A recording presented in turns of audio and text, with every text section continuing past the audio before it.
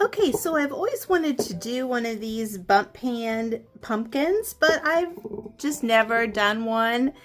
But I'm gonna go ahead and try one. I found a bump pan at a garage sale. It was really inexpensive, I think maybe 25 cents. And I sprayed it with a coat of black spray paint. And I'm going to try the milk paint on this bump pan and see what happens.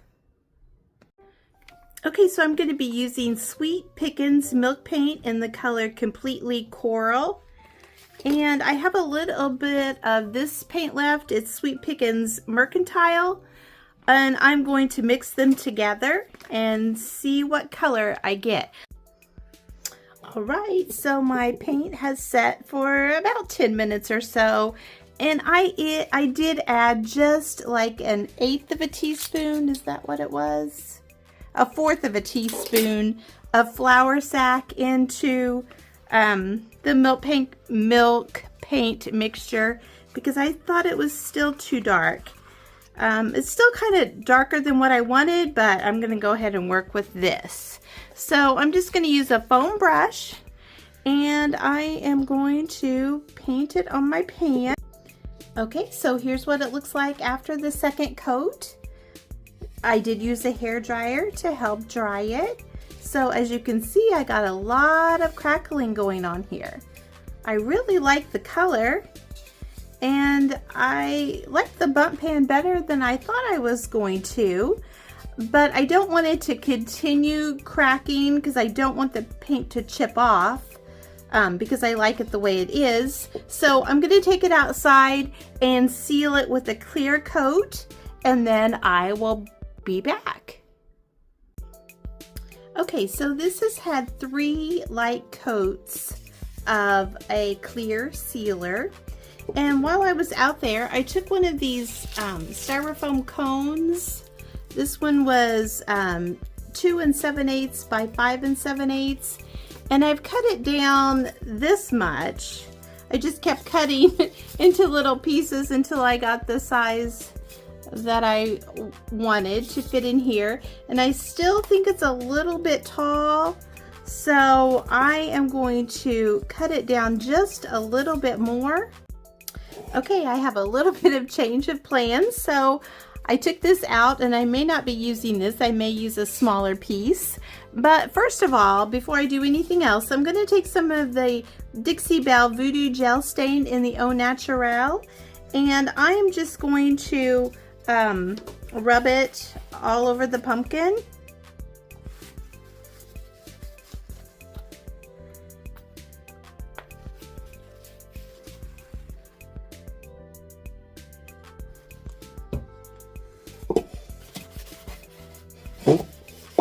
Just to give it more of a little bit lighter color, and hopefully it'll get down in some of those cracks. I'm not for sure since I had sealed it with the 3 coats, but I'm just going to go around and I'm going to do that and I'll be back and show you what it looks like. Okay, so here it is after the gel stain. I really like that much better, and I changed my plan because this bump pan has this like hanger on it, and no one's probably going to notice that much but me, but I really don't like that well. So I decided I had this old doily that had stains on it and was torn, and so I've cut it up into like these triangle pieces. And I'm going to try to cover up that little hanger. And so I'm just going to put 1 on each side like this. And then I'm going to do the same thing in the opposite direction. Okay, I wanted to show you what I was doing here. I have one of these finials. I thrifted or got several at a garage sale this summer, along with some corbel things and some of those round curtain rings that I've made ornaments with, but I am just taking some of the Voodoo Gel Stain in the Tobacco Road, and I'm just trying to darken this up a little bit. I don't want it to be totally brown, but I want it to have some darker color to it, and I'm going to be using that as a stem in my pumpkin. So I'm going to go ahead and work on that, and I will show you what it looks like when it's completed.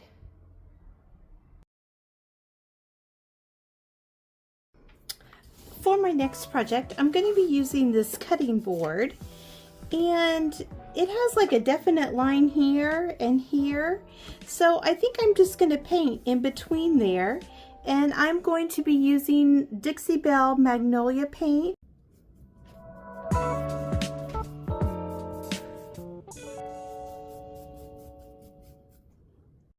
Okay, so I've given this side of the cutting board another coat of paint, and I'm going to be using this paint inlay that I have previously used on another project. So this will be its second time use, and I'm just going to go ahead and mist the paint side with water. Sorry if you can see that. And then I am going to center it on the cutting board.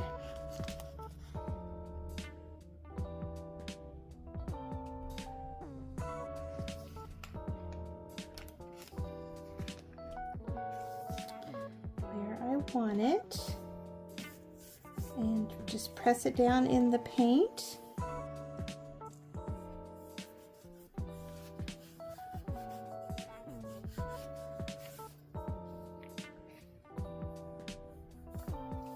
And then I'm going to go ahead and mist it again with water.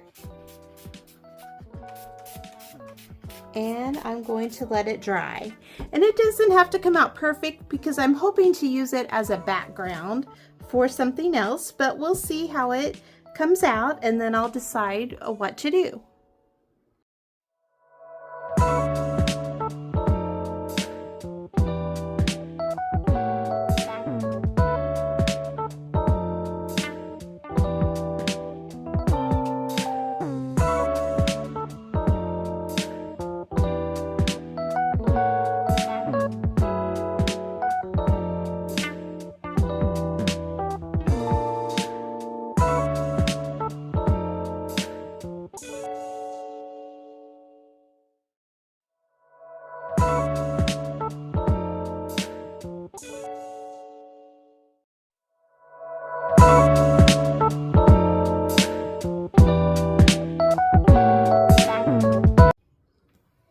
Okay, you saw me taking off the paint inlay. It gave it a real vintage look.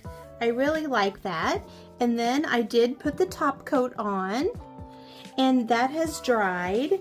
And now I'm going to pick a transfer from the Santa Hollow from the new release of the Iron Orchid Designs.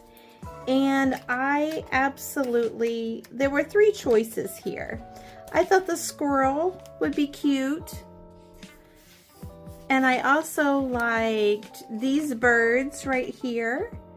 I thought that would be a good choice with the paint color, but I absolutely love these birds right here, and that's what I'm going to go with. So I'm going to cut those out, and then I'm going to transfer them on.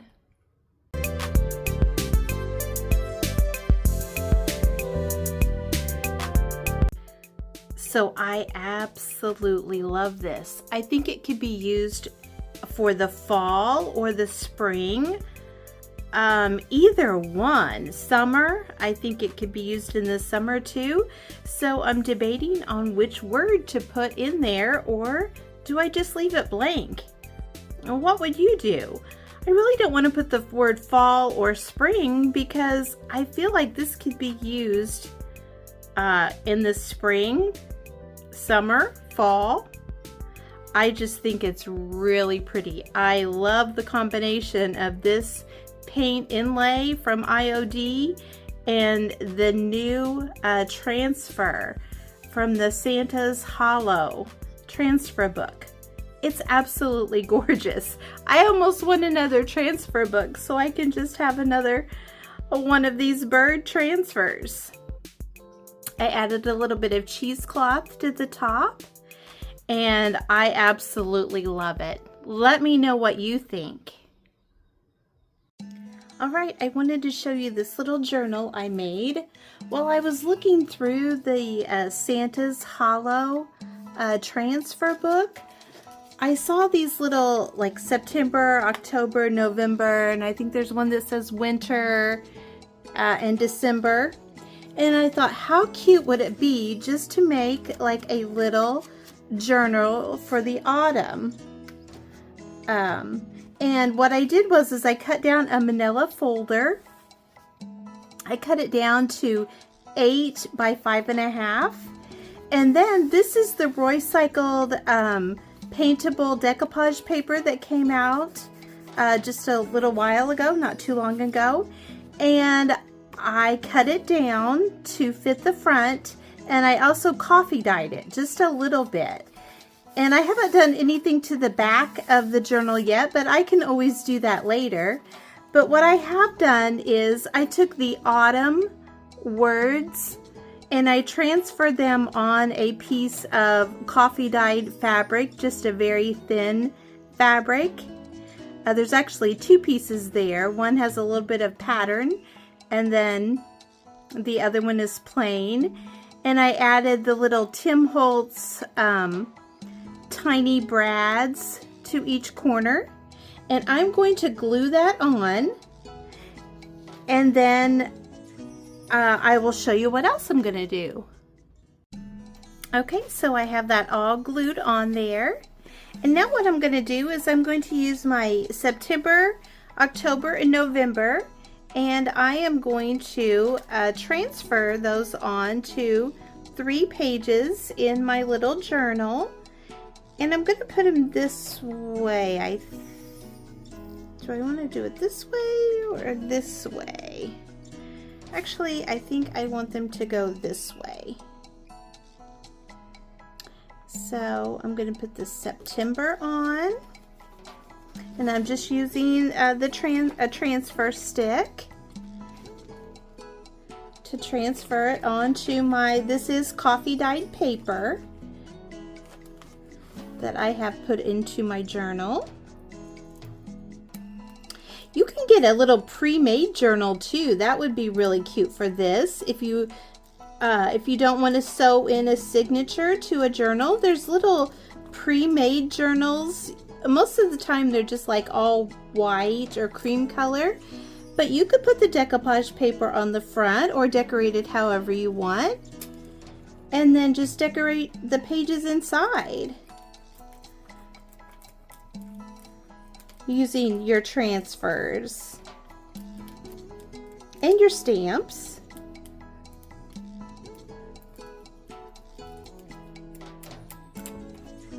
But there is my September. I love the way it looks on this coffee dyed paper. I think it looks really good. I do like that. I think this is part of the Lost Garden transfer. And I'm just going to add that down to the bottom. It kind of looks a little bit fallish to me. So I'm just using bits and pieces of transfer that I had left over, but you could also use some of the new transfers from the Santa's Hollow. Those would be pretty too.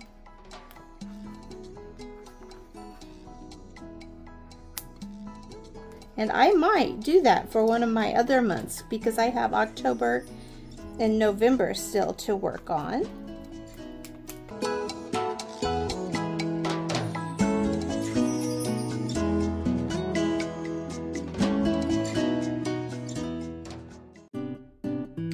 So here are the completed projects.